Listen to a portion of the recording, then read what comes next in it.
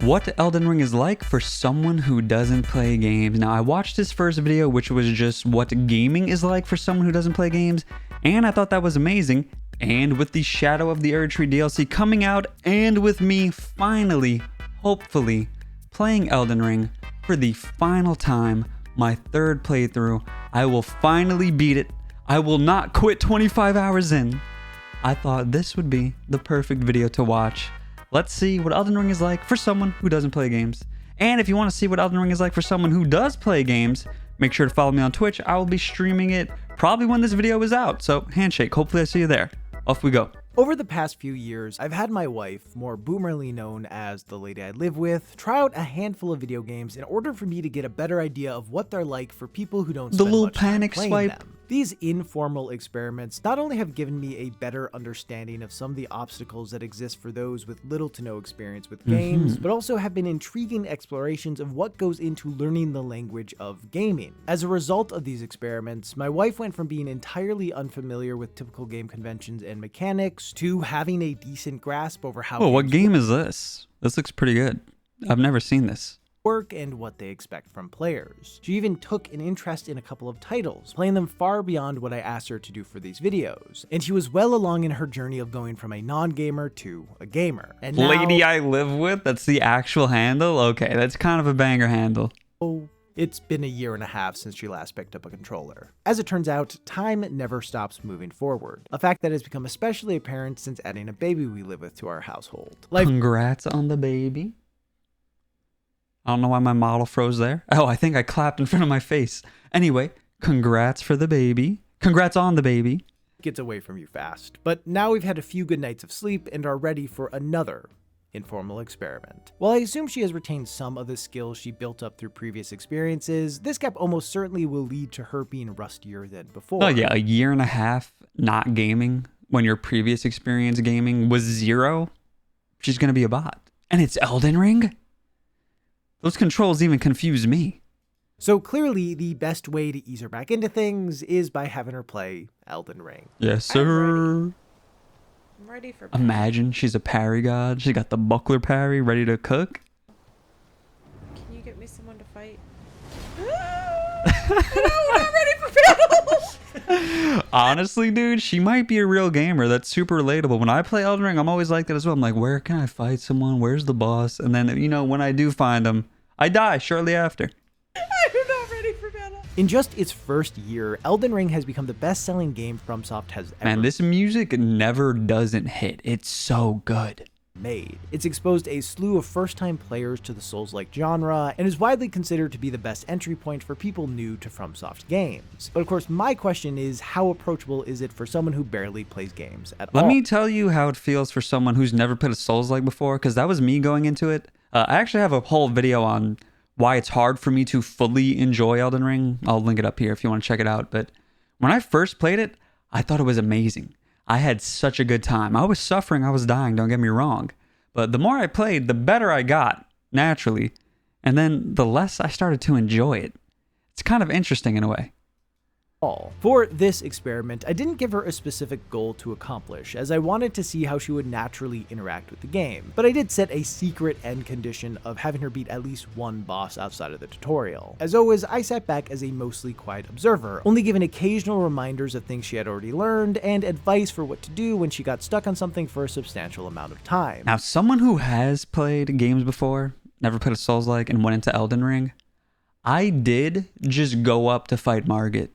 And like I painstakingly bashed my head against the wall until I eventually beat him. I wonder if she did the same. Now, you know, I'm not a god gamer or anything, but I'm pretty decent. I think I'm certainly better than someone who hasn't played for a year and a half. So if that's what she ended up doing, she probably had the worst time of her life. Because, you know, the grace is going to point her that way. She's never played a game before. She's probably going to follow the grace. That's just sending her to her death. This should be good. So this is how it went. Another informal experiment. Or how my wife got good. Oh, okay, hold up. Maybe she's about to prove me wrong. Maybe she's a mega gamer. She's got the As gamer some of you gene. may remember, one of the very first games I had my wife play for this series was Elden Ring's Oh, predecessor, yeah. Dark Souls. That's and right. It went pretty much exactly how you'd expect. So she's not entirely unfamiliar. Hold up, she's more experienced than me then when I first played Elden Ring. Because Elden Ring was my first Soulslike. Can I be done yet? Due to her lack of gaming experience, mixed with Dark Souls' opaque and sometimes confusing design, she had a ton of trouble just figuring out how to do things, which led to her dying a lot. Even when she did figure out the very basics, she still couldn't get past the Asylum Demon. As there was no way to level up in the Undead Asylum, her only way to move forward was by using the tools she had in order to defeat him. With enough practice, I'm confident that she could have done it, but she found losing over and over again to be extremely demoralizing, and after an hour straight of dying to the same boss, she had no interest in playing anymore. See, I've never played Dark Souls, but this looks amazing to me. One of my beefs with Elden Ring is that I can just go do whatever I want, but I don't want to simply over level to kill the boss. You know what I mean? Like, I want the challenge. I wish every boss had a recommended level so I would know if I'm over leveled or under leveled when I'm fighting them. I also have this fear of simply missing a boss at some point, leveling naturally, then one-shotting him later on. But this looks great. Like, I'm just stuck in here. This is the level I'm supposed to be, and I need to beat him with raw skill. I'm into that. Presenting such a tough skill check for players in its tutorial, it sets the tone for what the rest of the game will be like at the cost of turning some players away. Elden Ring takes a much different approach with its tutorial by having it be completely optional. Players don't have to prove they understand the basics to access the core of the game, and instead can just head to the overworld without any real challenge. In fact, when Elden Ring first came out, many didn't even realize there was a tutorial, as it involves jumping into a dark pit that is pushed off to the side, whereas the path to the overworld is brightly lit and in the center of the screen when the player character spawns. This eventually led FromSoft to include a message that tells players about the tutorial so that they don't run past it. Given all of this history, I was curious to see if my wife would go into the Cave of Knowledge without the prompt, so I turned off all tutorial notifications before I had her start. He's evil! And she did very nearly miss it, but not for the reasons you might think. When she first began walking around the Chapel of Anticipation, she noticed various bloodstains and messages. Without the knowledge that other players had left them behind, she assumed they were made by the developers, almost as if they were a core part of understanding the game. So instead of viewing them as the random ramblings that they often are, she thought they were all important. In fairness, in Dark Souls, all of the messages in the tutorial are from the developer. I hope he put in her reaction to finger but hole.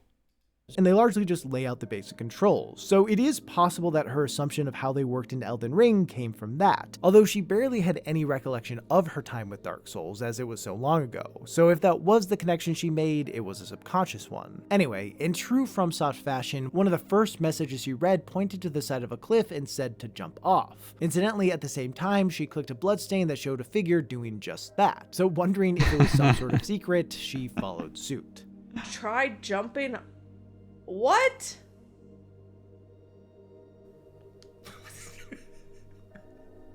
What? Are you kidding me?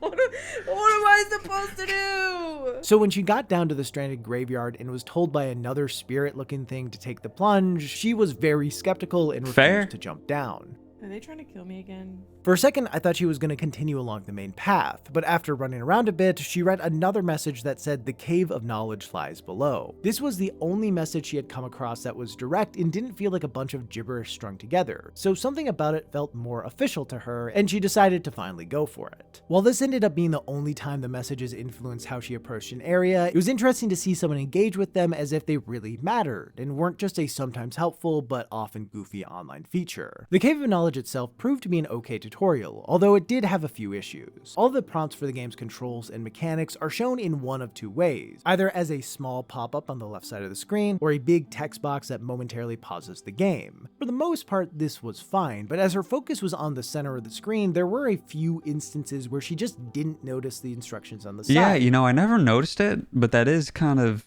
out of the way, off to the side. If you're focused and immersed, you might miss it, especially the sprint one. Missing pretty important information. In fact, I don't think I knew how to sprint when I first played this. I didn't realize until like a little bit later on. like how to lock on to enemies. In fact, the only reason she ended up figuring that out was because she accidentally pressed it while panicking. As for the more obvious text prompts, she kept getting annoyed by being stopped every few seconds to have something explained to her, especially when most of them could have just been communicated with a single button prompt. I'm unsure why they use these two different approaches to teach players the controls, but I think in regards to helping less experienced players learn the game, it would have been better off finding a middle ground between the two, where the prompts show up in the center of the screen but don't halt the game completely. It'd make things obvious without being nearly as annoying. On the topic of teaching players the controls, one issue I have noticed throughout many of these informal experiments is that a lot of games on PC don't allow players to customize the UI of button prompts. Oftentimes the only option is it's always going to be Xbox. But hey man, Xbox Master Race. Xbox has the best controller by far. You can be a Sony fan. That is fine. But we need to at least admit the Xbox controller, it's pretty close to perfection. I do have beef though with Nintendo for swapping these buttons. Nintendo, why do you got to do that? You don't need to be different. Xbox gamepad layout, which has also been adopted by Steam. As I only own PlayStation controllers, this has led to some confusion for my wife when playing games on PC that don't have that kind of customization, which was the case for Elden Ring. I actually ended up having to make a cheat sheet to help her out. Now, I understand that the vast majority of people who use a gamepad on PC will opt for an Xbox controller as it is the most compatible with Windows, but there are a substantial number of people who use other controllers, and it's the losers. No, I'm kidding. You Sony guys are alright. But with that said, I feel like a lot of us gamers, it's simply muscle memory now. Like we know A is cross, we know B is circle, we know triangle is Y. You know what I mean? It's just mapped into our brain by now. But when you're a new gamer, that's of course going to be very confusing. Seems like a missed opportunity to not support them. Having more customization for button UI only serves to make games more accessible. I'm not sure if this is a game or engine issue, and it could be far more complicated to incorporate than it seems on the surface. But even if it is, given the resources FromSoft has, it feels weird they didn't include it. While this is not the biggest deal in the world, it is a quality of life improvement that I would love to see in every game, as it would help a lot of players and save me from needing to buy an Xbox controller for future experiments. Anyway, on the whole, my wife had a much better time navigating the Cave of Knowledge than she did with the Undead Asylum, and I think a big part of that was due to it ending with a much more manageable boss fight. The Soldier of Godric is really just an average enemy, but because he has a boss-sized health bar and intense music, it makes the fight feel more important and impressive than it actually is. The challenge was well suited for her, and only took her a few tries to overcome, so she left with the satisfaction of beating what she found to be a tough boss without ever getting to. In the earlier part of this video, she was rolling to jump up steps. And now in the fight, she keeps jumping away instead of rolling. I'm into it. All in all, Elden Ring I like this tech. She might be onto something. Largely seems designed with new and inexperienced players in mind, which is a notable departure from most other tutorial areas in FromSoft games. Yeah, they def knew they were going to the moon when they released Elden Ring. Barely pull any punches. Because of her success, she entered the Lands Between with a sense of confidence, a feeling that unfortunately did not last once she was introduced to the wider offerings of the game. Alright, good old Tree Sentinel. How many tries do you think she attempted? As she stepped out into the Lands Between, she was immediately overwhelmed with how massive it was, and at first questioned where to go. After seeing the Tree Sentinel patrolling below, she assumed that must be the way, and promptly got murdered. Yeah. How do you beat that? How do you do it? That's the funny thing. You don't. How do you do it? Not wanting to. I remember when I first tried, I got him down to like 1/4 of a life bar, and he just killed me. I gave up. I went right, and then Melina helped me upgrade and stuff. But man, I spent so much time my first playthrough. With it, she decided to head west instead, where she then ran into a demi-human giant and. And this one feels even worse because he doesn't have a boss health bar. Shoot! This time after respawning, she surveyed the land a bit more, trying to determine the right path, which is when she noticed the Erd tree in the distance, and figured that must be where she needed to go. With her destination picked, she pretty much just ran in a straight line towards it, bringing her close to the gatefront ruins. And I think this is a great example of how well thought out Elden Ring's world design is. While there isn't really a wrong way to go, as exploration is a core part of the gameplay loop, there is a main path for players to follow in order to progress. Although even that technically isn't mandatory, but it is what most people will do. This path starts at the Gatefront Ruins. You see, he says it's, well, he doesn't say it's mandatory, but he says it's what most people will do. I think the game kind of sells you, because yeah, you're supposed to go up here, yeah, you're supposed to find Margit, but most people would recommend going south from here and leveling up before fighting Margit. So I think the game kind of trolls you in a sense. Leads up to Stormhill and then to the first major boss of the game, Margit. Of the various ways Elden Ring tries to direct players towards the Gatefront Ruins, this was one I did not pick up on during my own playthrough, but it makes a lot of sense. The Erd Tree is massive, and its golden hue stands out amongst the rest of the environment. Many players will no doubt be curious to see what is at the base of it, and while this isn't a goal they will actually be able to accomplish at this point, it is still something that can be used to influence their decision making. So even if someone ignores the main road and the guidance of Grace that literally points players where to go, like my wife did, all it takes is being intrigued by the Erd Tree to be led to the main path. Once getting to the Stormgate site of Grace and unlocking Torrent as well as the ability to level up, she kept pressing forward, opting to ride past enemies instead of actually engaging with them. Speaking of what Elden Ring is like for someone who doesn't play games, I was watching a streamer. I guess they play games though, but anyway, you're supposed to get on Torrent and you're supposed to like run through that gate to get away from everyone. They were trying to stealth through it, like with the giants dropping on their heads and whatnot. They were playing it like it was Assassin's Creed. It was very entertaining to watch.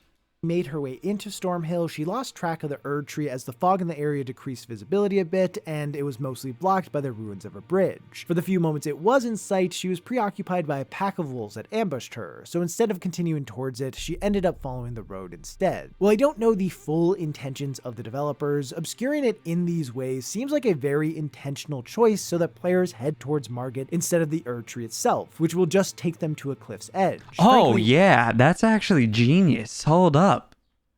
I never even thought of that. Shout out the geniuses over at From Software. Watching her play made me appreciate the world design of Elden Ring even more than I already did, which I honestly didn't think I'm already appreciating it more just by watching this video. Possible. There are so many subtle touches that help guide players while still managing to feel natural to the world. And it was really cool to see these design choices lead my wife in a certain direction. With her focus shifted to moving along the main road, she ran into a battalion guarding a gate and decided to deal with them in the same way she had with every other enemy so far, running past them. Her first few attempts of charging straight in were met with... Honestly, that's kind of how I play as well. Just because I don't find fighting these little minion mobs fun. Like, it's boring to me. It's genuinely a nuisance. I just want to fight the bosses. Can you sue me?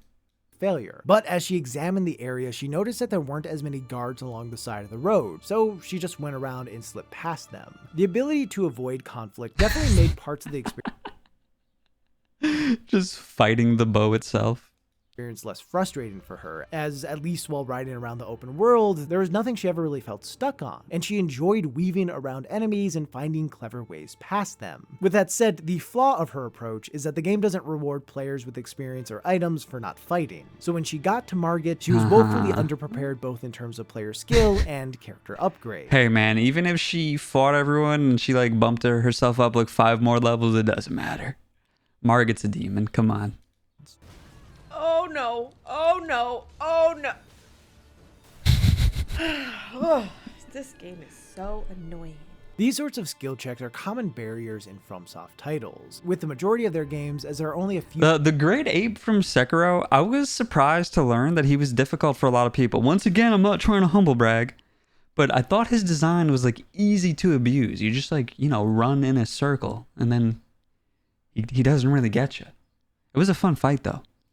Few paths players can take. If they want to progress and see new areas, they will have to overcome difficult bosses pretty regularly, either by taking the time to learn their attack patterns and weaknesses, or grinding the same areas over and over again to level up enough and make them less challenging. As I mentioned before, in Dark Souls, when my wife ran into a barrier like this, the frustration of losing so many times led her to want to stop playing. But her experience with Elden Ring in this regard ended up being a fair bit different. After dying a few times and realizing she stood no chance, she just went off to look for other things to engage with. Due to its respect, she's smarter than me. World structure, players have an incredible... And probably many of you watching. amount of options of stuff they can do. This makes it so when they hit a spot they're not ready for, instead of repeatedly bashing their head against a wall, they can simply leave and come back. That's literally what I said. I was like, I chose to bash my skull into the wall, and that's all I have. I'm just a skull. I bashed my only thing into the wall over and over just to kill Margit. And I did, and it felt good, inevitably, when it happened.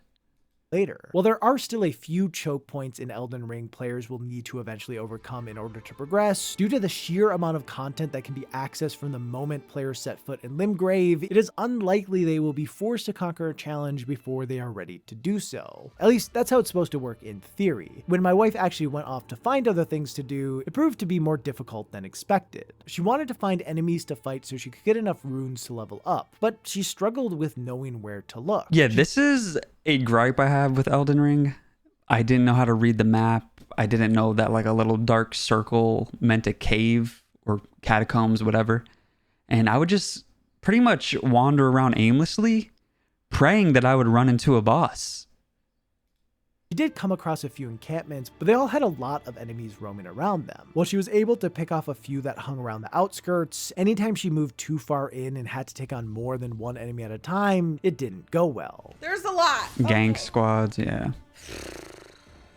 Rude. So she spent a lot of time riding around in search of things that felt more manageable, but struggled to find anything of substance. Occasionally she'd encounter an enemy off on their own that she could take out, but this didn't yield significant enough results. As she didn't know how to take on multiple enemies at the same time, especially in wide open areas where they could easily surround her, her best bet was finding a cave. But despite passing a few, she didn't notice them. And after aimlessly riding around, I can relate. As a gamer, as someone who plays games, I can relate to not knowing there were caves down there.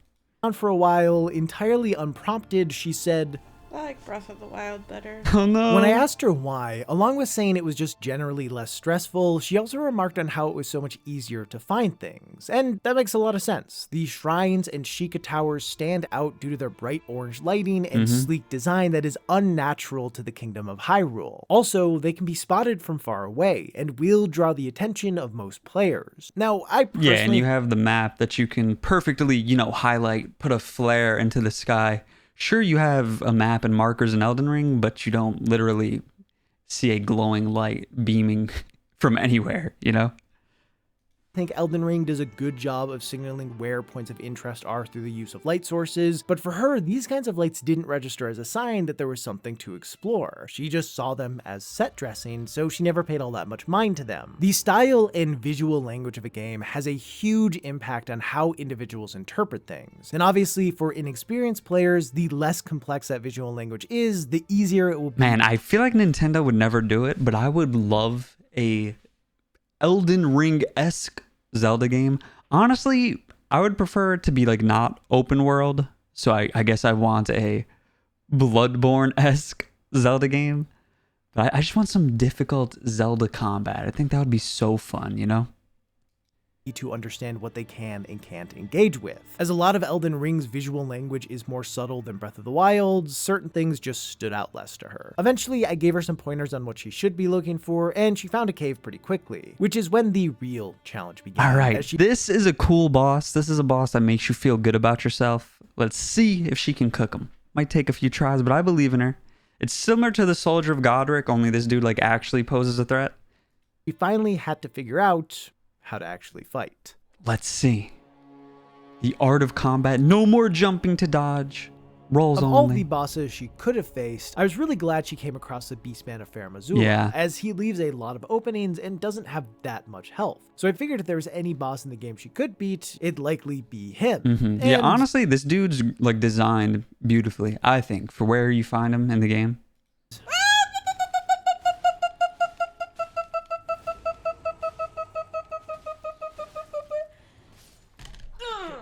Don't break the desk or control. Dude, I don't like this. In general, she lacked patience and coordination. Pretty much every time she got into a fight, she'd do a lot of panic pressing, leading to either attacking or rolling way more than she needed to. So for the most part, she was either all in on attacking or all in on rolling away, rarely putting the two together to effectively suss out attacks and counter when an opening presented itself. Just wait until she learns about the parry, though. She also had a fair bit of trouble with doing various actions at the same time. She also probably picked one of the worst starting classes for a beginner. She has no range and a buckler parry, which she's never going to use. as moving. So whenever she attacked, called Torrent, or chugged a flask, she would let go of the joystick first, leaving herself extremely vulnerable. Maybe most consequentially, she found every battle to be anxiety-inducing, leading to her squeezing the controller super tightly and accidentally pressing wrong buttons, resulting in inopportune item use and crouching at the worst times possible. Oh, dude, I have this problem too. I would accidentally crouch when I was trying to lock on or like unlock on. As she battled against the Beastman more and more, though, she started to do better. She dodged more effectively. Like, in her defense, Elden Ring controls are confusing if you've never played a Souls game. Like, I never played a Souls game before, and I'm very comfortable with the controller, but I was finding myself, like, a little confused, you know, with some misclicks, specifically regarding accidental heals and whatnot. Got hits in without trading damage, and even recognized certain attacks. She had a handful of attempts where she got him down to around half health, which was a huge improvement over her earlier tries. With that said, despite the improvement being encouraging, the repeated failure still proved to be immensely frustrating. She kept trying for a while, as something about the fight seemed more doable to her than the one with Margit had. It's the health bar, man. Margit's just so tanky. She eventually hit a point where it was clear that it would take a lot of grinding in order for her to beat him, and she didn't really have the tolerance to go through that, so it seemed like her playthrough would end there. However, after she stopped playing that day, I realized that there was a pretty major mechanic that she hadn't engaged with in the slightest that could help give her an edge, that being the Spirit Ashes. Unlike other iterations of summons in FromSoft titles, the Spirit Ashes feel more like a core part of the game. While summoning in the Souls series requires the use of a limited resource, the Ashes only require FP or HP, making it a far more reliable tool. Having beaten the game almost entirely without using the Ashes, I hate you Millennia, I'd say that the bosses largely seem to be balanced around them, especially the fights with multiple enemies. And given that I want that sword. When I do my third playthrough, I want to get a great sword or just any giant weapon, I feel like. Common rewards for exploring is an item that upgrades the spirits. It feels like, for the record, if you're wondering how far I played before quitting, I killed like the moon girl, the pregnant moon girl, and then I tried to find Radon and I couldn't find him. I guess I'm blind. I just stopped. Game was designed with the assumption that they would be a key part of the player's arsenal. Naturally, there will always be a contingent of Souls fans who refuse to use certain mechanics because this guy looks cool. He looks like Beast from Beauty and the Beast. To play that way, but not every player is looking for an extra challenge. For folks struggling with the constant pressure many of the bosses put on them, the Spirit Ashes are a great way to redirect attention and deal more damage, so it seemed like the perfect thing for my wife to use. With that said, I do like how they added that in for people who are having difficulties, and if you're like a sicko, a weirdo like me, an elitist, you don't gotta use them, you know? I probably won't use them when I play. For it being such a helpful item, but I like that they're there for others. Especially for less experienced players, it is surprisingly easy to miss. It involves going to the Church of Ela. Yeah, I missed this. So for the longest time, I didn't even know that you could summon these dudes. I wouldn't have used it, but I didn't even know. I had to like end up buying it from, I don't know, some guys at the round table, I think. Time after getting access to Torrent or buying it from the Twin Maiden Husks. See, like right here, like there's just it's so easy to miss stuff in this game, you know? And that's coming from someone who's been gaming since they were a child. Like I've said in past videos, I don't have memories that predate me gaming. I feel like I've been gaming since I was born. Out the womb, give me a controller. In the round table hold after enough time passes. I imagine there are a few reasons they opted to make the item one the player has to find instead of one automatically given, but after watching my wife's playthrough, I think it would be a bit better if it was something that couldn't be missed. I agree. Anyway, I decided to have my wife give the fight another shot, but this time with a spirit summon. So I pointed her in the right direction so she could get the Spirit Calling Bell and Lone Wolf Ashes. With a new tool at her disposal, she headed back to the cave for another face-off. And it was a bloodbath. The Beastman kept getting stun-locked by the wolves, and my wife jumped in every so often to deal with now she's the ganker. W. Damage until... Oh, the blood too? Nice. They did it for me! I didn't do anything! My wolf did it all! You got the last hit! You got the last blood burst! After beating him, she felt a little underwhelmed. She had spent so much time trying to take him out on her own, but felt that in the final fight, the wolves did most of the work. And yeah, they did. I went to test it on my own afterwards, and the wolves were able to take out like 75% of his... But yeah, that's why I personally didn't use it. I want to feel very accomplished when I win. And that's not to take away from anyone who does use the ashes. And like some bosses will just destroy the ashes. Like, you know, if she uses this on Margit, which I'm sure she will, like Margit's going to kill the wolves relatively quickly. You know what I mean? So it's not to take away from others, but me, I want to suffer and then I want to feel good about my dub. His health was just different ways to play. Just not everyone wants to bash their skull against a wall. I get it.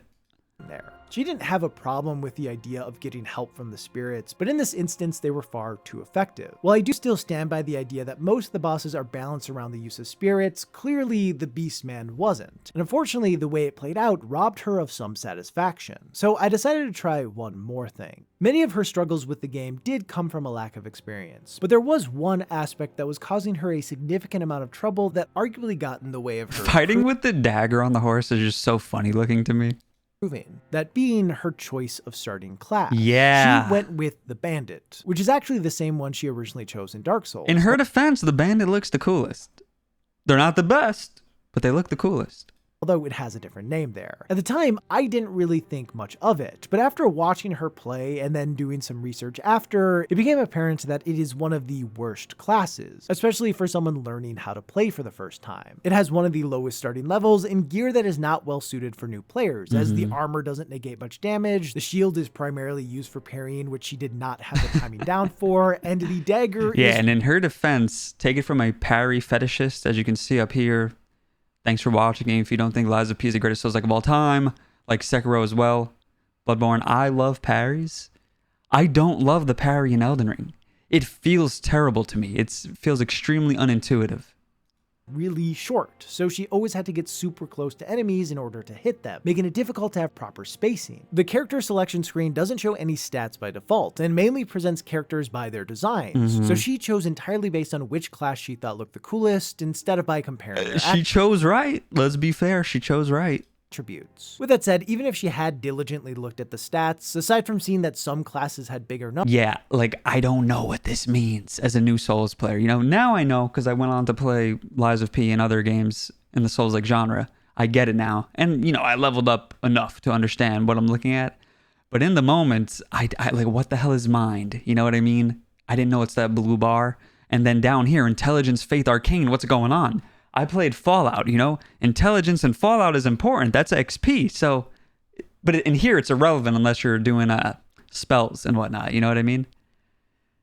Numbers, I don't think that the information would have been all that valuable in terms of making an informed choice about which would be the best for her, as there's a lot of information without much context. And I understand that part of the FromSoft experience is unknowingly making decisions that negatively impact you, but I'd say the game could benefit from being clearer about which classes are more difficult to start with than others. In fairness, it does have what is probably the best choice for new players be the first option, and what is certainly the worst be the last one, but this won't be super obvious for those less familiar with Souls games. While pretty much every new player will understand that they shouldn't pick the Wretch, that doesn't help them choose between the other classes. Anyway, in the hopes that it would make a difference, I created a new character for her, this time choosing the Vagabond, and got her back to the fight. Lo and behold, it felt like a way more reasonable challenge for her. Her attacks did significantly more damage that could cause knockback, and she was able to look at how much better that is. Wow. Keep more space between her and the beast. I didn't realize the starting class diff was so big. Like, I knew Bandit sucks, but that's insane. He's getting staggered and interrupted on every hit. All of which helped her better apply the skill she had gained during all of her failed attempts. With more health and defense, the build gave a bit more room for error, so when she did make a mistake... Oh, she learned how to two-hand. But funnily enough, when I first played, I streamed it.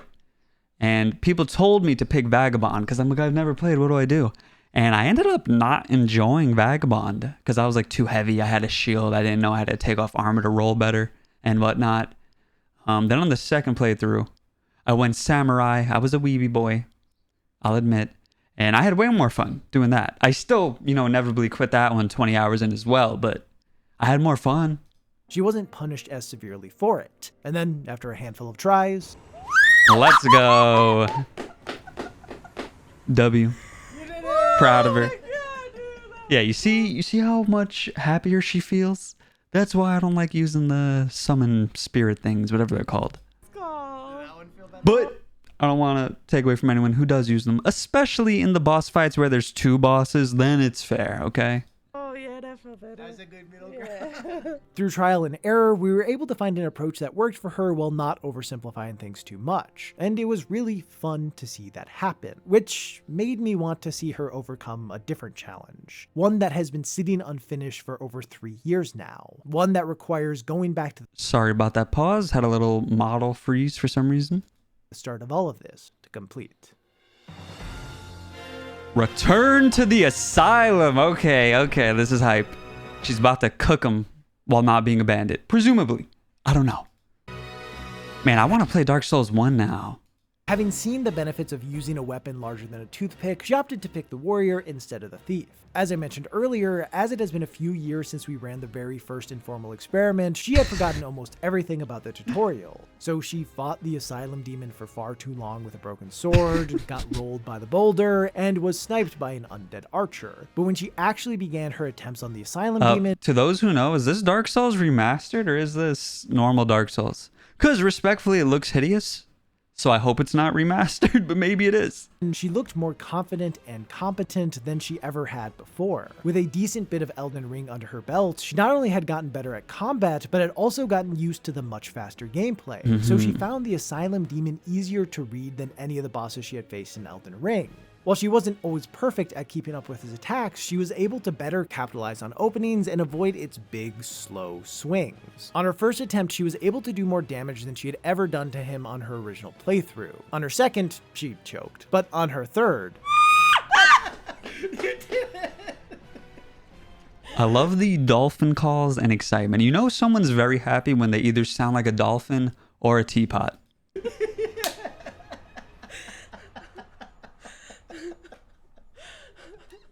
There are a lot of factors that went into her finally being able to beat the Asylum Demon, like using a half-decent starting class and just more general experience with playing games. But I think a big part of it came from her learning a lot of the basic skills of combat in Elden Ring, a game that, while far from perfect, much more clearly teaches players how to play, and then applying the lessons she learned from it to its predecessor. In short, Elden Ring... I do wonder how much Elden Ring boosted the sales of the previous Souls games. I wish there was someone who could somehow run the numbers and figure that out. Helped her get good, and that's pretty cool to see. The end again. And this was a good video. So, is Elden Ring a good starting point for people who I was hoping she'd go back to kill Margaret, though. I think she could do it. play games? I mean, no, of course not. Although it was far more approachable for her than I expected it to be. Between its fairly detailed tutorial, thoughtful world layout, and abundance of options for how to approach a fight, it gives inexperienced players a lot of tools to help them succeed. It still contains the difficulty and obscurity that has long defined the series, making it so people who don't really play games all that often will struggle to get a grasp on things without help. Bro, even if you do play games, you're gonna be lost and confused in here. Where's the boss? Where's the cave? I got this weird quest item. Who the hell is this guy? Why is there a weird rat guy that looks like a tree? I'm confused. It's a confusing game. Why do I have a debuff? All I did was hug that woman. From an outside source, but it also has a few shifts from how FromSoft typically operates that seem to be there as a way to appeal to a wider audience. Of course, FromSoft doesn't and shouldn't design their games with players like my wife in mind, as she is nowhere near their target demographic. True, you know the classic quote? I was gonna say meme, but it's a quote. If you make a game for everyone, you're making a game for no one. However, I do think it's interesting to see the ways they've tried to pull in players a bit outside of their typical circle, expanding their approachability while not losing their distinct. Yeah, I was really impressed with them like fogging out the Erd tree so that you go to the castle to fight Margit. I never picked up on that. Identity. Personally, I think they could have gone a bit further with certain aspects to give a better experience for players new to the genre, but I also understand that they are trying to maintain a delicate Man, this sword balance looks so and don't cool. want to push things too far. All in all, I had a lot of fun watching my wife shake off the rust from her gaming hiatus and go on to take her skills to a new level. And even though she did not enjoy playing Elden Ring, it did push her to understand games a bit better, as well as overcome a challenge that she hadn't been able to before. How long did it take me last time to do that? You didn't do it last time. Rude. But you've gotten better. W video and an ad for Oh, it's not an ad. More of my wife's journey with Elden Ring. I actually put together a highlight video of part of her playthrough that you can watch right now over on Nebula. By now, I assume you already know the deal about it, but in case... Is Nebula still around? I don't think it is. Anyway, goated video. I enjoyed that a great deal. if you do want to, you know, go watch Nebula videos, pop over here, watch his wife play. If it's still up, I'll check for you. Is it up? You got to pay? I think you got to pay. I can't tell. Anyway, that was a good video. I enjoyed that very much. It made me excited to go try Elden Ring for the final time. I will finally love it. I will finally have a good time. And like I said, if you enjoyed the video and if you enjoy Elden Ring and you'd like to watch me play it, be sure to follow me on Twitch. I'm also going to make a gaming channel where I will post all the videos of me playing Elden Ring. So, you know, I'll put that in the description as well whenever that's made. But handshakes all around. Thank you for watching. I will see you in the next one. Go like his video. It was great.